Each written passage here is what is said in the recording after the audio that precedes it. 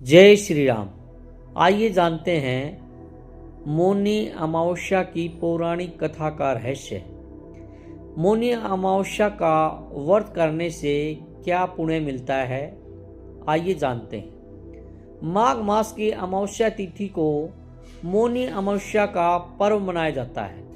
इस दिन मौन, स्नान, दान, तर्पण और व्रत के साथ साथ व्रत कथा का श्रवण या पाठ करने से व्रत का फल पूर्ण माना गया है। शास्त्रों में भी कहा गया है कि इस दिन मौन रहकर किया गया पुण्य अनेक यज्ञों के समान फल देता है। शास्त्रीय परंपरा में कथा का विशेष स्थान है, क्योंकि कथा से भाव, श्रद्धा और संकल्प दृढ़ होते हैं। मौनी अमावस्या के दिन व्रत रखकर कथा का पाठ सुनने व पढ़ने मात्र से जीवन के अनेक कष्ट दूर होते हैं और पितरों की कृपा होती है तथा घर में सुख, शांति और समृद्धि आती है।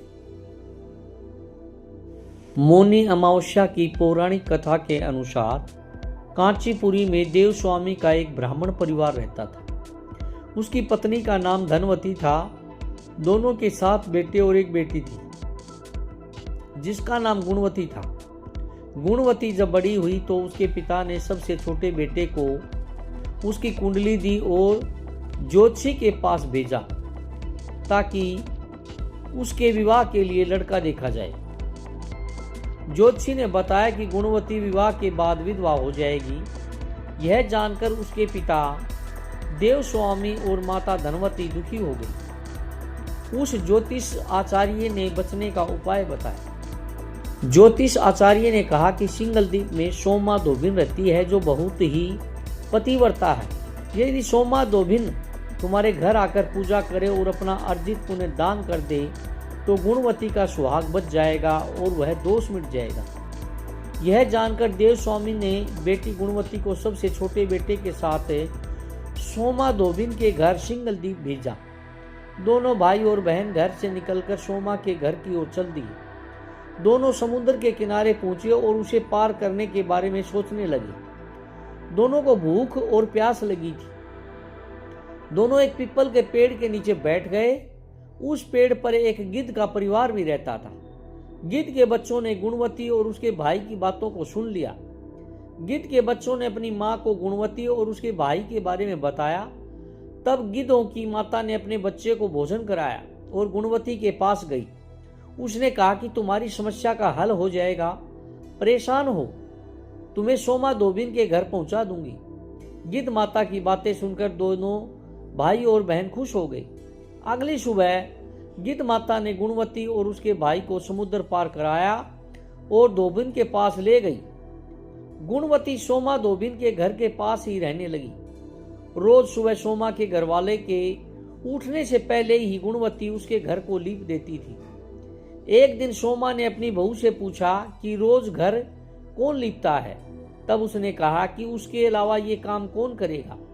सोमा को विश्वास नहीं हुआ और वह पूरी रात जागती रही। सुबह होते ही उसने देखा कि एक युवती उसके आंगन में आई और आंगन की सफाई करके लीपने लगी।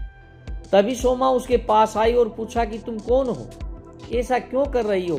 तब गुणवती ने अपने आने का कारण बताया और पूरी बात बताई। इस पर सोमा ने कहा कि तुम्हारे पति की रक्षा के लिए मैं तुम्हारे साथ घर चलूंगी। एक दिन सोमा गुणवती के घर आई। उस दिन गुणवती का विवाह हुआ। ज्योतिष आचार्य के बताए अनुसार विवाह होते ही गुणवती के पति की मृत्यु हो गई।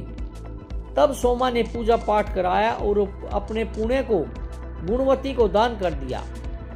इसी उपाय से गुणवती का पति जीवित हो गया। उधर सोमा के पति और बेटे की मृत्यु हो गई।